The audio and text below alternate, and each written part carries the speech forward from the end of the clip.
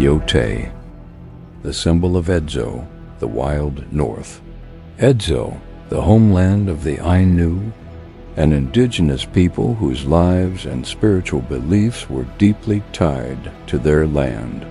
For them, this mountain was called Makkari-nupuri. In 1603, greed arrived here.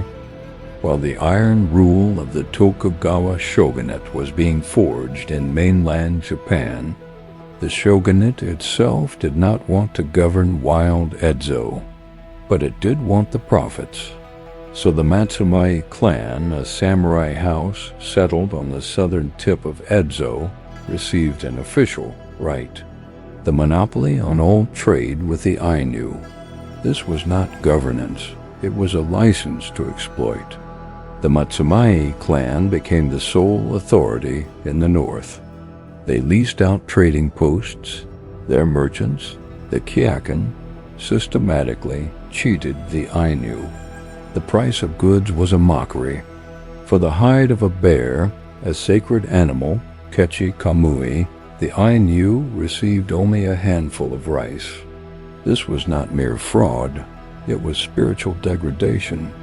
To the Ainu, these Japanese exploiters and their armed Rōnin were the Toten Kamui evil foreign spirits.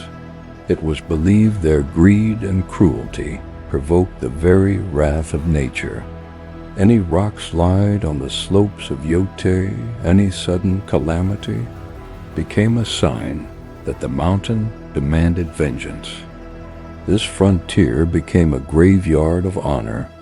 After the end of Japan's civil wars, a torrent of Rōnin, masterless samurai, flooded Edzo. They had lost their status and livelihood. Here they exchanged their Bushido code for the law of survival. Most Rōnin found work with the Kyokan merchants. They served as armed thugs, protecting the Matsumae monopoly.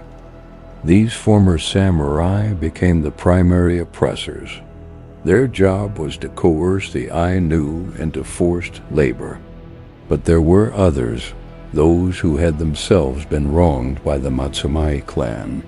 These Japanese outlaws fled into the wild forests, becoming allies of the Ainu.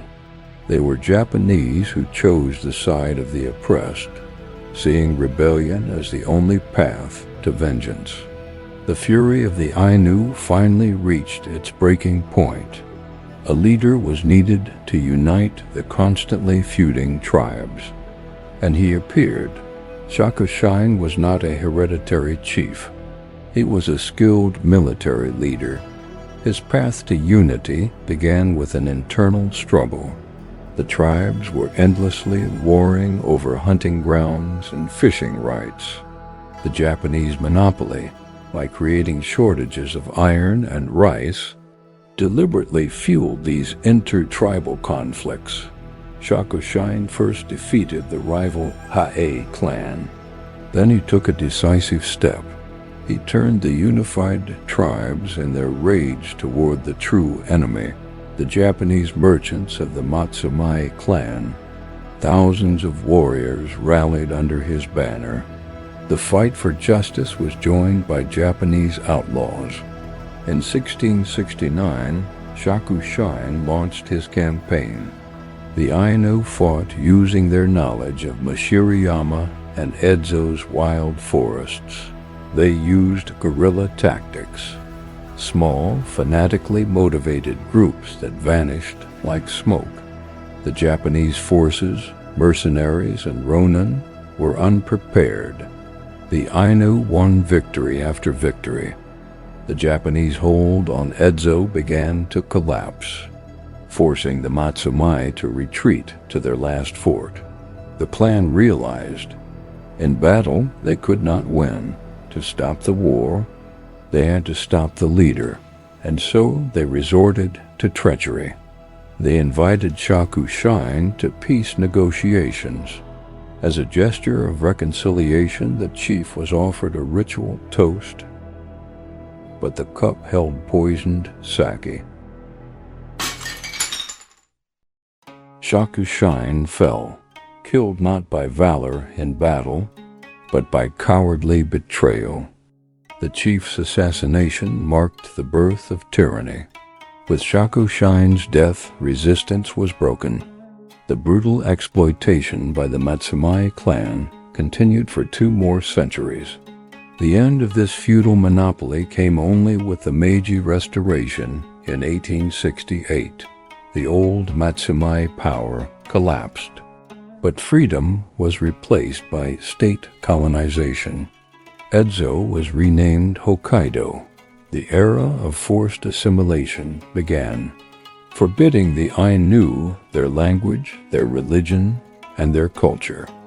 This struggle for survival lasted nearly a century and a half.